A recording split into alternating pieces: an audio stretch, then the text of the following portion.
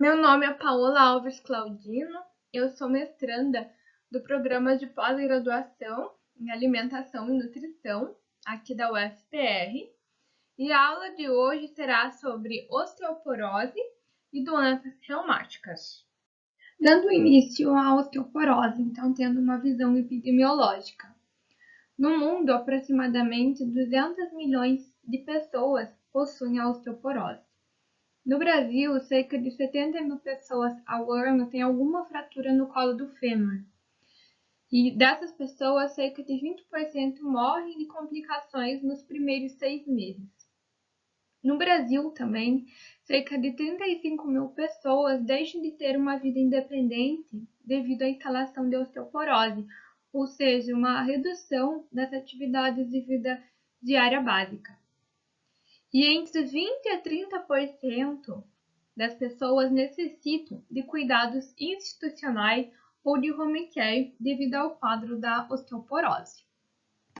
Quando falamos em osteoporose, é bem importante diferenciar a osteoporose da osteopenia. Então, a osteopenia é uma condição, um agravo que antecede a osteoporose. Então, a osteopenia é quando a densidade mineral óssea ela já está abaixo dos valores saudáveis, indicando ali uma baixa massa óssea.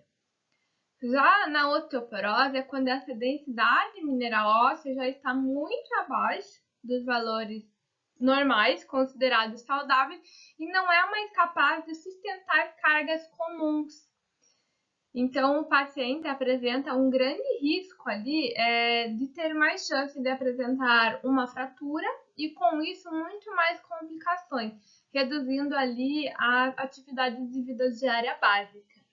Nessa imagem do lado, a gente pode observar, então aqui eu trouxe o exemplo de um osso quando ele está saudável, normal, quando ele apresenta ali a osteopenia e quando se instala a osteoporose. Então, quando essa densidade mineral óssea já está muito abaixo dos valores normais.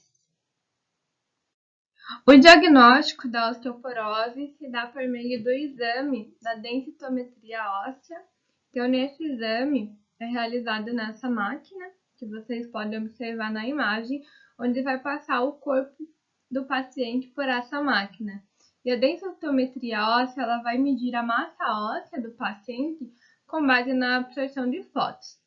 Além dela ser utilizada para o diagnóstico da osteoporose, ela é um método bem comum para avaliar a massa muscular.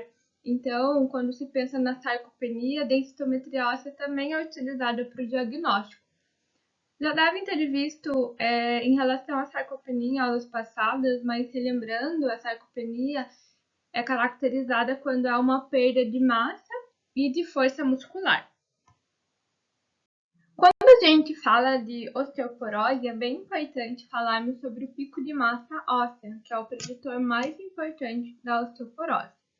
O pico de massa óssea é a quantidade máxima de massa óssea que uma pessoa possui durante a vida. Normalmente esse pico ocorre nos 20 e poucos anos de idade e é a reserva que o nosso corpo terá de massa óssea para gastar ao longo da vida. E esse pico ele é influenciado por fatores genéticos, pela atividade física e pela nutrição. Durante o envelhecimento, há uma redução das atividades replicativas das células, uma redução da atividade sintética dos osteoblastos. Então, os osteoblastos são células que estão relacionadas à síntese dos componentes orgânicos da matriz óssea, então há uma redução dessa atividade. Há também uma redução da atividade biológica dos fatores de crescimento ligados à matriz óssea e uma redução da atividade física. E na menopausa, na mulher, durante esse período ocorre também uma diminuição dessa massa óssea, que é influenciada por níveis elevados de citocinas pró-inflamatórias, como interleucina 1, interleucina 6, TNF-alfa, há um aumento da expressão do sistema RANK e RANKL, que é um sistema que influencia o aumento dessa atividade dos osteoclastos, os osteoclastos estão relacionados à remodelação óssea. E esses fatores são fatores de risco ali para a instalação da osteoporose. E outros fatores de riscos associados também à osteoporose é a presença de uma diarreia crônica ou má absorção intestinal de alguns nutrientes importantes para a massa óssea, como cálcio e vitamina D, presença de diabetes, problema pulmonar obstrutivo crônico e doença renal crônica. Tabagismo ou alcoolismo também são fatores de risco. Como a gente viu, né, no sexo feminino, devido à presença da menopausa, a mulher apresenta um risco muito maior da instalação da osteoporose quando a gente se compara ao sexo masculino, devido à depleção de estrogênio nessa fase. Ou seja, o estrogênio ele é bem importante para o metabolismo ósseo, então ele participa da reparação e da remodelação óssea. E quando há uma deficiência de estrogênio, isso acaba prejudicando, afetando a massa óssea. Por isso que na mulher a menopausa é considerada assim um fator de risco para a osteoporose. E muitas vezes na presença da osteoporose pode, em alguns casos, não estar faltando em si o cálcio, mas sim a atuação do estrogênio.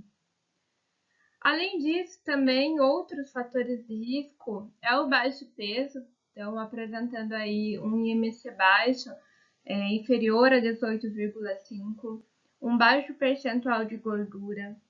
A sarcopenia também é um fator de risco.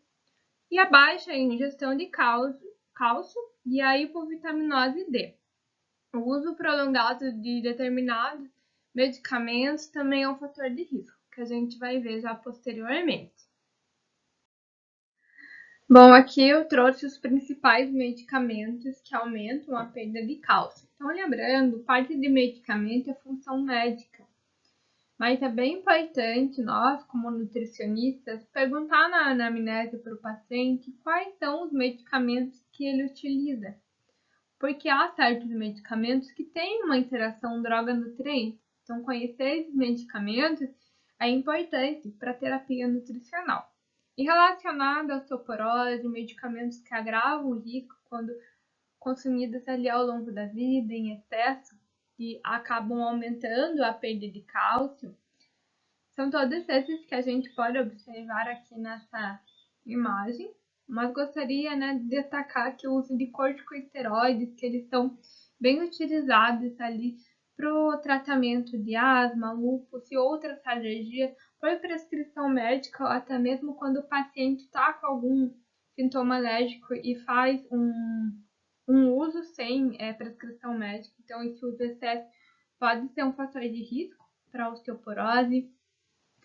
O uso da furosemida e diuréticos tiazídicos bem utilizados para o controle da pressão arterial. O fenobarbital, utilizado para controle da epilepsia. Hormônios tireoidianos, utilizados ali para o controle de um hiper ou de um hipotireoidismo. Então, são todos esses medicamentos que são fatores de risco porque eles aumentam a perda de cálcio pelo organismo. Retornando novamente para o pico de massa óssea, que é o preditor mais importante da osteoporose. Então, quando a gente pensa na prevenção da osteoporose, a principal estratégia é maximizar esse pico de massa óssea. E esse pico ele está relacionado diretamente com a ingestão de calorias, proteínas e micronutrientes, por exemplo, o cálcio, vitamina D, que está relacionada à saúde óssea. 20% desse pico de massa óssea também depende de fatores ambientais, por exemplo, fatores de riscos para osteoporose, o tabagismo e alcoolismo. E quanto mais precoce o início da atividade física pelo indivíduo, maior será o pico de massa óssea. É claro, relacionado também ali com a parte da alimentação e fatores ambientais. Eu trouxe esse estudo de Carvalho 2020 para a gente fazer a análise desse gráfico que traz a massa óssea aqui, como a gente observa, em função da idade. Então, o que a gente observa é que o pico da massa óssea se dá nos 20 e poucos anos de idade, entre os 20 a 30 anos de idade, e após esse período vai havendo ali uma redução dessa massa óssea.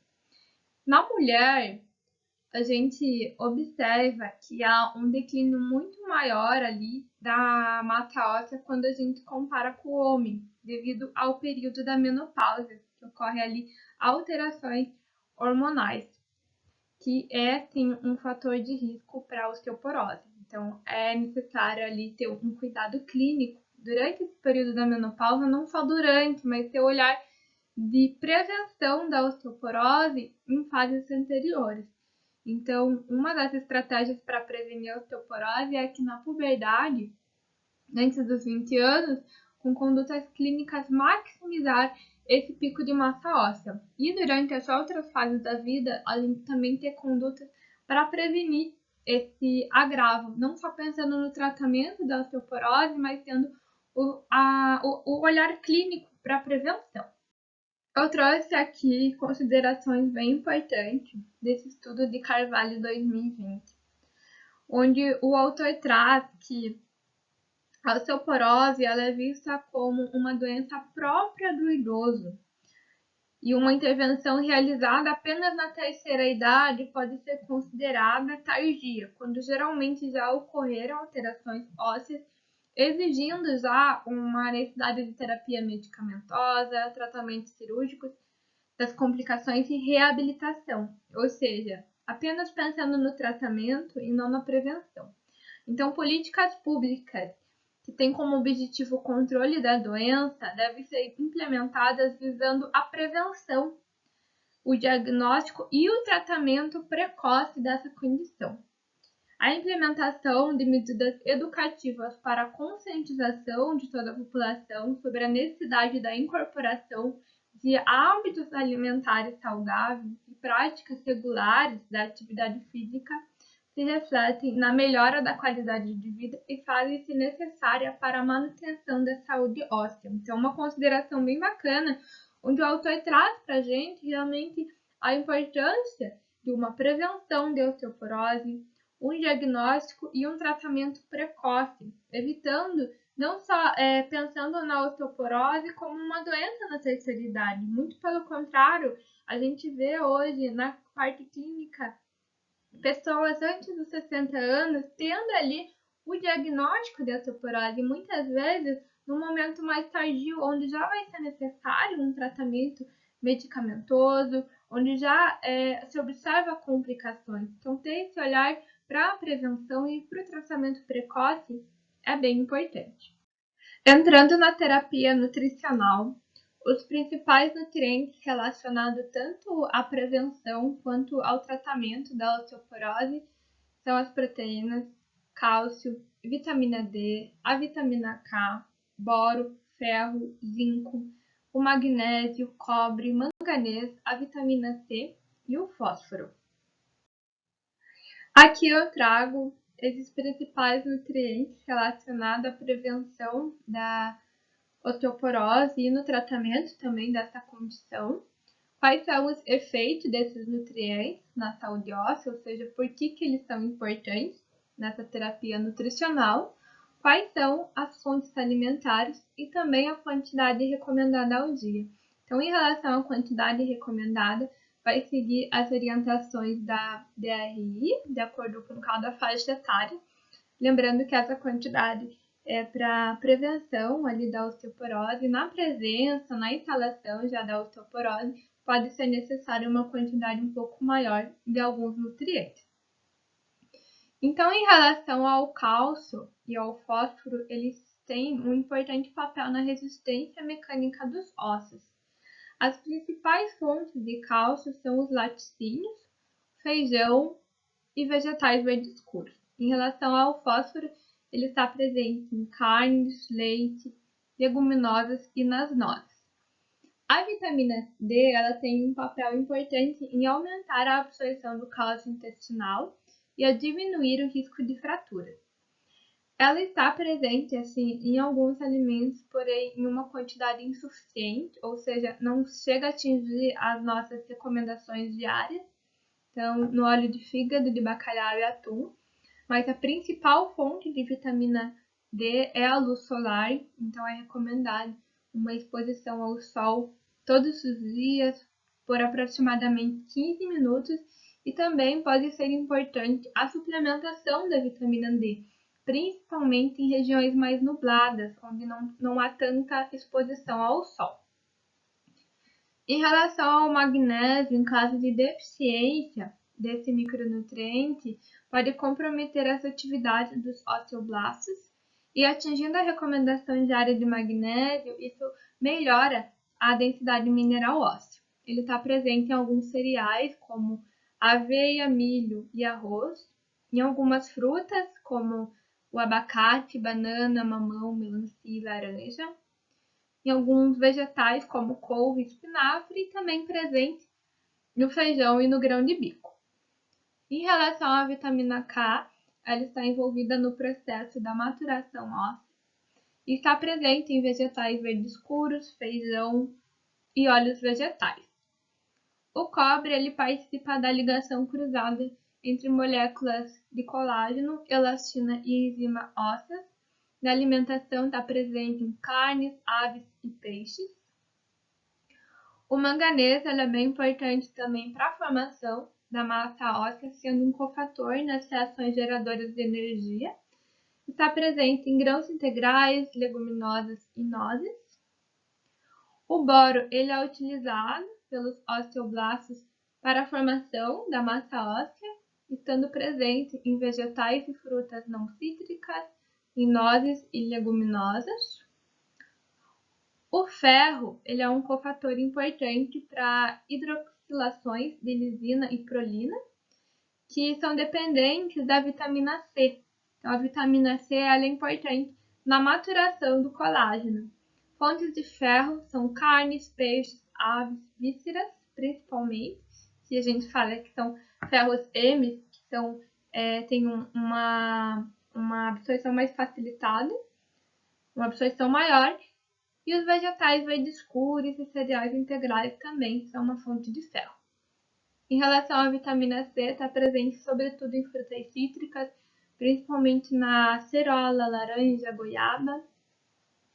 Em relação ao zinco, ele é um cofator enzimático importante para os osteoblastos e ele é essencial para a síntese de colágeno. Está presente em carne, peixes, aves, alguns mariscos também, em nozes e em cereais integrais. Aqui eu trago as recomendações do cálcio por faixa etária, de acordo com os valores da RDA, então as recomendações diárias adequadas, e também da UL, que é o nível máximo de ingestão permitida, a fim de não causar efeitos adversos. Então a gente pode observar que na fase da adolescência, entre os 9 e 18 anos, é onde há uma maior necessidade de cálcio, a fim de poder maximizar o pico da massa óssea, e após os 50 anos, essa necessidade também aumenta. Por conta ali da perda, redução da massa óssea, é importante esse aumento no consumo do cálcio. Em relação às fontes alimentares de cálcio, a gente pode observar nessa tabela que as principais fontes são os laticínios, leite, iogurte e queijo, apresentam uma boa quantidade de cálcio em uma porção. No entanto, nem todo esse cálcio aqui ele vai ser absorvido pelo intestino. Nos laticínios, cerca de 32% desse cálcio aqui realmente vai ser absorvido. O feijão, principalmente feijão branco, feijão vermelho, também são uma fonte de cálcio, porém apresentam uma quantidade um pouco inferior ao presente nos laticínios, com uma absorção também um pouco mais reduzida. Vegetais verde escuro também são uma fonte de cálcio, eles apresentam uma boa absorção, mas se a gente for avaliar o conteúdo de cálcio em uma porção, é uma quantidade bem inferior aos laticínios, ou seja, precisa consumir uma quantidade muito maior de brócolis e couve para chegar a atingir a quantidade de cálcio que tem ali em um copo de leite, por exemplo. O espinafre é um vegetal verde escuro em exceção, ele é uma fonte de cálcio, no entanto, ele tem uma absorção bem reduzida do cálcio. Mais posteriormente, a gente vai estar vendo por qual motivo o cálcio do espinafre não é tão bem absorvido. E aqui eu coloco as porções equivalentes a um copo de leite, ou seja, para auxiliar ali, na montagem do plano alimentar do paciente. Há alguns fatores de risco na alimentação, fatores de risco para osteoporose. Então, cafeína. O excesso de cafeína, estudos mostram que 4 xícaras de café ao dia foram associados com uma perda de densidade óssea, por conta da cafeína prejudicar a absorção do cálcio. O excesso no consumo de refrigerantes também é um fator de risco, porque o refrigerante é uma fonte de fosfato. E o excesso de fosfato pode ocasionar uma redução na densidade óssea. A proteína ela é bem importante para a saúde óssea, mas dietas com excesso de proteína também são um fator de risco, porque excesso de proteína pode ocasionar uma hipercalciúria, ou seja, aumentar a excreção de cálcio pela urina como uma resposta do corpo em neutralizar o pH ácido. Da mesma forma que dietas pobres em proteína, abaixo de 0,8 gramas por quilo ao dia, ocasionam uma redução da absorção do cálcio pelo intestino, ocasionando uma redução da densidade óssea. Então, é um fator de risco tanto o excesso quanto a falta de proteína. Então, a recomendação é uma dieta normoproteica, entre 0,8 a 1 grama por quilo de peso. O baixo consumo de laticínios também é um fator de risco para a osteoporose. Como a gente viu na tabela anterior, a principal fonte de cálcio são os laticínios. E estudos mostram que famílias de baixa renda consomem muito menos laticínios, então isso é um fator de risco. Em relação à biodisponibilidade de cálcio, então há algumas substâncias presentes nos alimentos que podem facilitar ou dificultar a absorção do cálcio. É o caso do espinafre. O espinafre é um alimento fonte de cálcio, porém esse cálcio não é tão bem absorvido. Isso se dá porque o espinafre contém um ácido oxálico, que é um ácido que dificulta a absorção do cálcio. Esse ácido também está presente no manjericão, no cacau e na beterraba.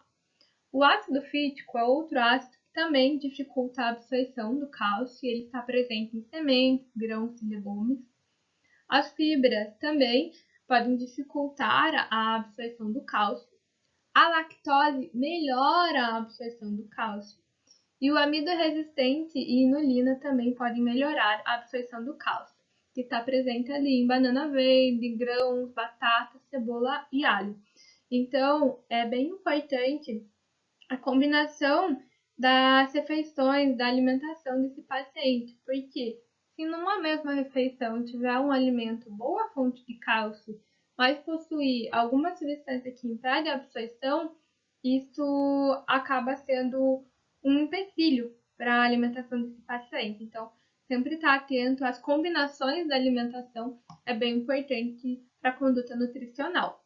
Quando o paciente apresenta uma deficiência de cálcio ou uma necessidade aumentada desse nutriente e não conseguimos atingir essa recomendação pela alimentação, é necessário uma suplementação de cálcio, que pode ocorrer pelo uso do carbonato de cálcio, ou citrato, acetato, lactato ou glucanato de cálcio.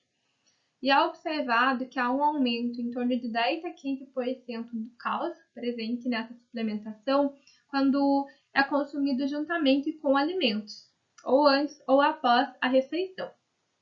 No entanto, essa suplementação de cálcio pode ocasionar alguns efeitos colaterais, como a presença de constipação, uma deficiência de ferro, porque o cálcio acaba prejudicando, interferindo na absorção do ferro, presença de náuseas, cálculos renais e hipercalemia também. Então, é sempre ficar atento a esses efeitos colaterais que o paciente pode vir a ter.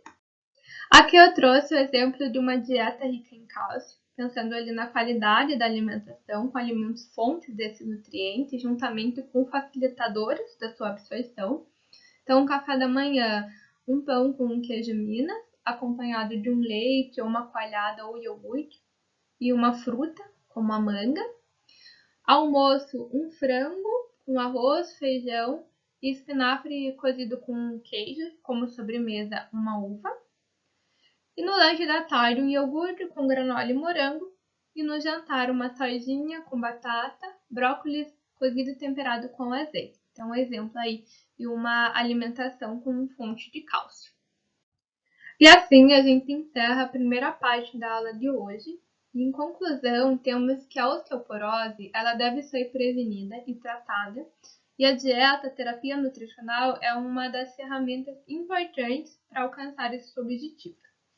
E o nutricionista ele tem condições de prescrever a ingestão adequada de cálcio, não só de cálcio, mas como os outros nutrientes importantes para a prevenção e tratamento da osteoporose, como a gente viu na aula de hoje, por meio da alimentação. Entrando na segunda parte da nossa aula de hoje, relacionada às doenças reumáticas. Nessa parte, a gente vai abordar as doenças da artrite reumatoide, osteoartrite, gota, lúpus, fibromialgia, ou também conhecida como síndrome da fadiga crônica, e a síndrome de Sjögren. As doenças reumáticas são uma manifestação autoimune. Não há uma causa conhecida de fato e nenhuma cura.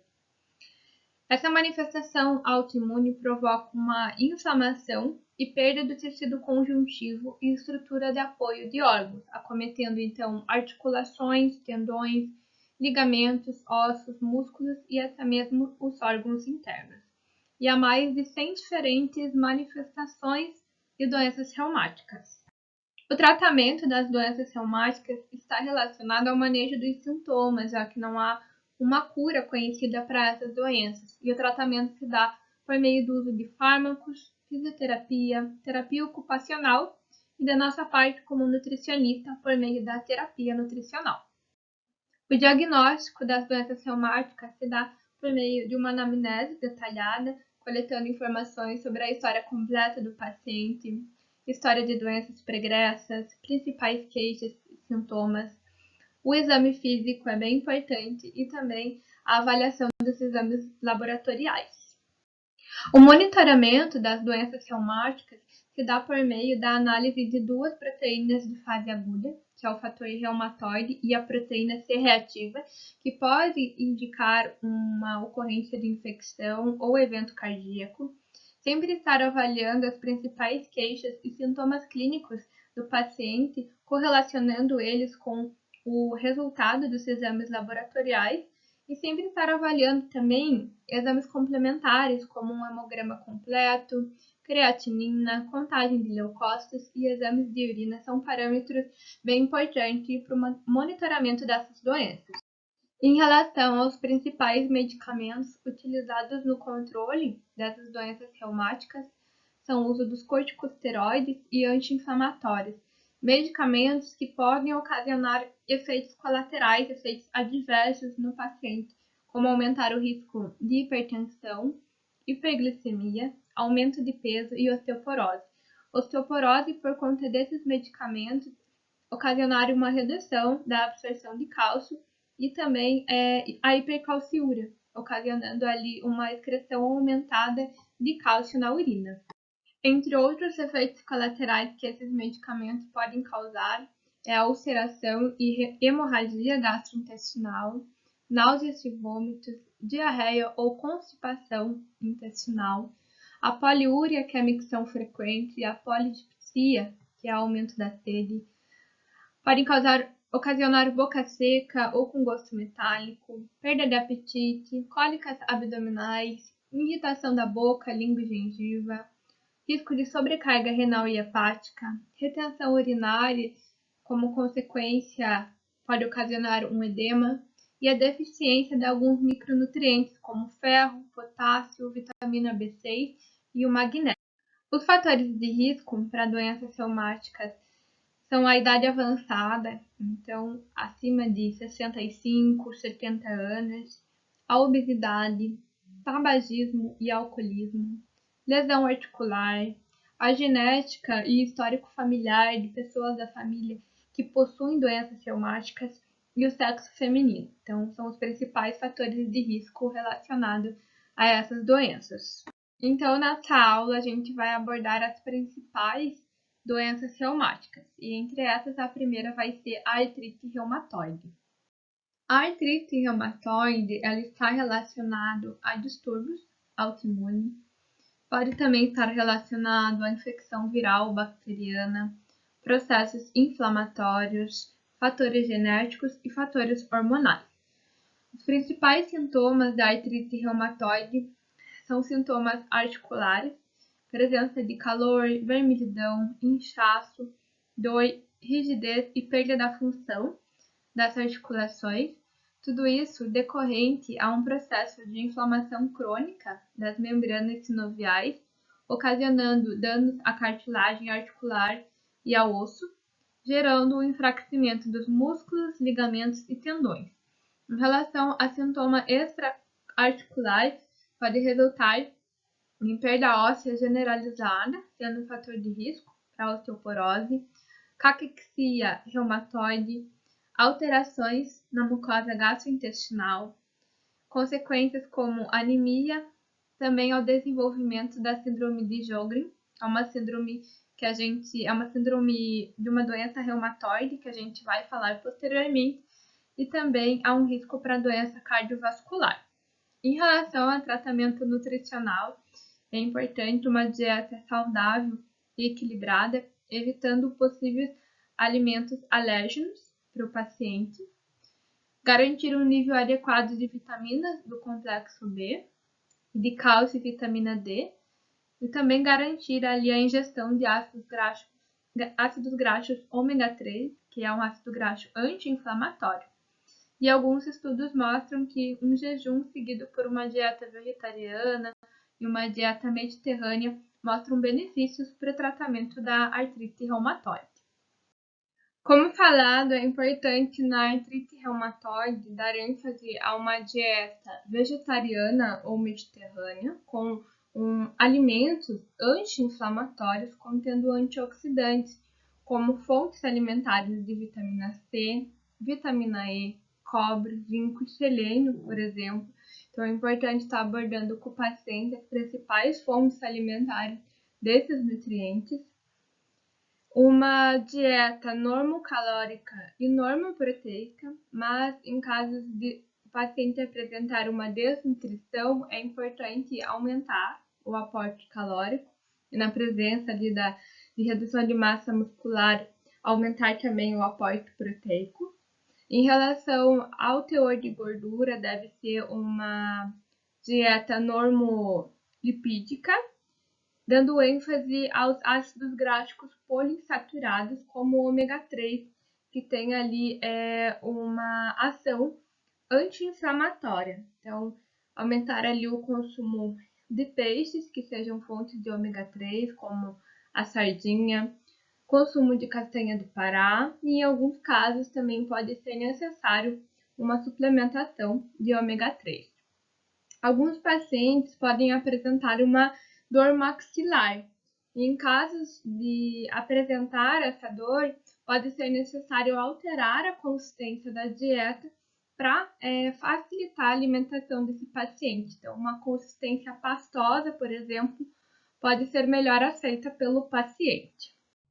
Outra condição associada às doenças reumáticas é a osteoartrite. É importante saber diferenciar a osteoartrite da artrite reumatoide, que muitas vezes elas são confundidas entre si. Enquanto na artrite reumatoide há uma inflamação da membrana sinovial e há um inchaço nessa região, ocasionando ali um enfraquecimento ósseo, na osteoartrite é caracterizado por uma perda das cartilagens dessas articulações.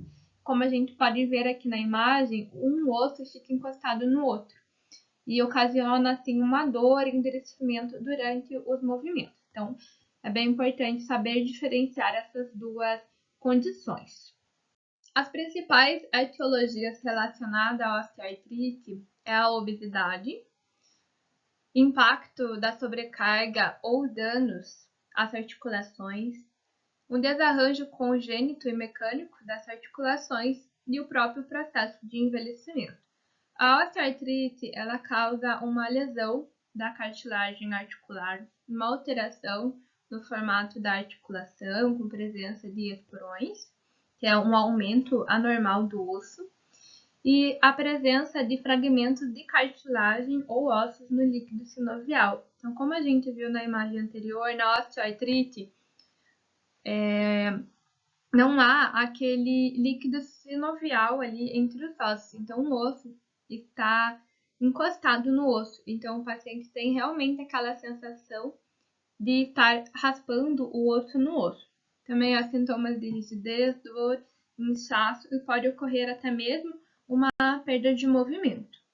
Em relação ao tratamento nutricional, na presença de obesidade e excesso de peso, é necessário haver um controle de peso do paciente por meio de uma dieta normo ou hipocalórica, a presença de uma alimentação anti-inflamatória com ácidos graxos poliinsaturados, sobretudo o ômega 3, é bem importante, e ter uma atenção especial principalmente em alguns nutrientes como o cálcio, o ácido fólico, a vitamina B6, a vitamina D, a vitamina K e o magnésio. É bem importante também a orientação e estimulação da prática da atividade física pelo paciente, então é necessário encaminhar o paciente para um profissional da área de educação física para receber as devidas orientações. A próxima doença reumática que vamos abordar é a gota. A gota ocorre como consequência de um distúrbio do metabolismo das purinas. As purinas são bases nitrogenadas. E quando há a quebra da purina, a quebra dessa molécula, há como consequência a liberação de ácido úrico. Então, quando ocorre um distúrbio no metabolismo das purinas, como consequência há o aumento dos níveis de ácido úrico no sangue. E esse acúmulo de ácido úrico tem como consequência, pode ter como consequência para o paciente o desenvolvimento da nefrolitíase, que é o desenvolvimento de cálculos renais. E esse acúmulo de ácido úrico faz o quê? Que esse ácido úrico se cristalize e se deposite nas articulações, gerando uma inflamação local, como a gente pode observar aqui nessa imagem, uma inflamação e um inchaço nas articulações. Em relação ao tratamento nutricional da gota, quando o paciente apresenta uma obesidade ou excesso de peso, é necessário ter um controle desse peso por meio de uma dieta normo ou até mesmo hipocalórica, dieta restrita em purinas e em bebidas adoçadas e alcoólicas, e ter uma atenção especial à ingestão adequada de líquidos. Então, garantir ali no mínimo um consumo de água em 35 ml por quilo. A prática da atividade física é bem importante, então é necessário encaminhar esse paciente para um profissional de educação física e ter como meta terapêutica manter um pH urinário entre 6,3 a no máximo 6,8. Por conta ali da presença de ácido úrico em excesso, o pH da urina tende a ficar mais ácido. Então, a gente sempre tem que, por meio da terapia nutricional, no tratamento, manter esse pH no máximo até 6,8. Então, é necessário retirar alimentos ricos em purina na alimentação do paciente com gota, sobretudo na fase aguda e de remissão da doença. Aqui nessa tabela eu trago alimentos que possuem um conteúdo elevado de purina que precisam ser evitados. Então, aqui os alimentos que a gente tem mais no dia a dia dos pacientes, o consumo de vísceras e miúdos, como coração, rim, precisam ser evitados. A sardinha, vieiras e leveduras também são uma fonte de purina. Então, a purina está presente na bebida alcoólica, então precisa também ser evitado. Nessa tabela eu trago alimentos que possuem uma quantidade de purina considerada moderada. Então, carnes e peixes e alguns legumes, como aspargos, espinafre, cogumelos e leguminosas como feijão, ervilha e lentilha. É permitido uma porção em torno de 60 a 85 gramas de carne ou peixe ou aves na alimentação do paciente ao dia, ou uma porção, aproximadamente meia xícara de vegetais desse grupo propriamente dito. Então, possui um conteúdo moderado de purina, então precisam ter um cuidado, uma atenção na alimentação do paciente. A próxima doença é o lúpus. O lúpus é uma doença inflamatória autoimune. E dentre os principais sintomas do lúpus é a presença de uma dor muscular, anemia, fadiga, febre e perda de apetite.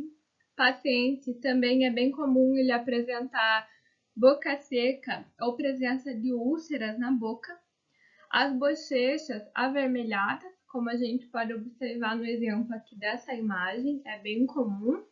A presença de alopécia, que é a queda de cabelo, ansiedade, urinar com sangue e a presença de olhos secos são bem característicos no lúpus. Em relação ao tratamento nutricional, no lúpus é orientada uma dieta normocalórica e com controle de proteína. Esse controle de proteína é necessário devido ao lúpus ser um fator de risco para o desenvolvimento de problema renal, então é necessário ficar atento a isso. A adição de alimentos fonte de antioxidantes na alimentação é importante, então uma alimentação que seja anti-inflamatória, então adicionar nozes, castanhas, azeite de oliva, fontes de vitamina C, vitamina E, por exemplo, é bem importante. E também pode ser necessário uma restrição de líquidos e de sódio, caso o paciente tenha algum comprometimento renal devido à doença.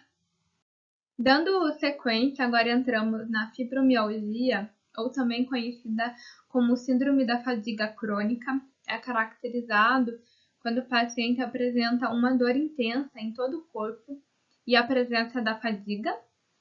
As mulheres são um grupo que possui maior risco no desenvolvimento da fibromialgia. Outros sintomas comuns é a perda da coordenação muscular, fraqueza muscular, e o paciente com fibromialgia apresenta um risco de desenvolver problemas visuais e auditivos, distúrbios respiratórios e até mesmo disfunção no sólvo sistêmico. E os pacientes com a fibromialgia apresentam uma resposta limitada à terapia nutricional. Em relação ao tratamento nutricional, alguns estudos mostram benefícios de uma dieta vegetariana para controlar ali os sintomas da fibromialgia. Uma dieta vegetariana por conter alimentos anti-inflamatórios em grande quantidade. Em pacientes que apresentam um excesso de peso, pode ser necessário uma dieta hipo ou normocalórica para haver um controle desse peso. A ingestão adequada de ômega 3 é bem importante por ser uma fonte de gordura anti-inflamatória, então pode ser necessário a suplementação.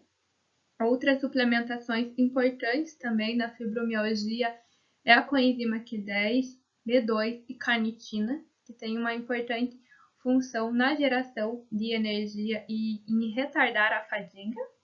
E há outras terapias, além da terapia nutricional, alternativas para a fibromialgia, como os exercícios, a atividade física, o manejo do estresse e massagens. Em relação à síndrome de Sjögren, é uma doença autoimune sistêmica onde há uma destruição das glândulas salivares e lacrimais. O paciente apresenta uma sede intensa, então sintoma de secura na boca, com uma queimação na mucosa, inflamação na língua e quelite, que é a inflamação dos lábios, presença de cárie dentária progressiva e o paciente pode apresentar também um desconforto noturno. Então, devido a essa presença da destruição das glândulas salivares e lacrimais, o paciente apresenta uma boca seca e apresenta também ali uma dificuldade na deglutição dos alimentos. Os olhos estão secos e vermelhos, e essa síndrome é comum surgir em conjunto com outras doenças, como a artrite reumatoide, que a gente viu anteriormente. Em relação ao tratamento nutricional na síndrome de Sjögren, é bem importante priorizar uma alimentação anti-inflamatória, contendo ácidos graxos poliinsaturados, como o ômega 3. Em relação à consistência da dieta, devido ali à presença da dificuldade da mastigação e deglutição no paciente com essa síndrome, é necessário alterar a consistência para facilitar a alimentação. Então, uma consistência pastosa pode ser melhor aceita pelo paciente. Evitar alimentos apimentados, condimentados e ácidos, devido ali à presença de inflamação na língua e nos lábios do paciente. A restrição de açúcar, devido a complicações das cáries dentárias. E aumentar a ingestão hídrica ao longo do dia é bem importante, devido aos sintomas do paciente de boca seca. Então, a hidratação é bem importante. Bom, então encerramos a aula de hoje sobre osteoporose e doenças reumáticas. Em caso de dúvidas, eu fico à disposição e eu deixo aqui o meu contato. E aqui estão as referências utilizadas nessa aula.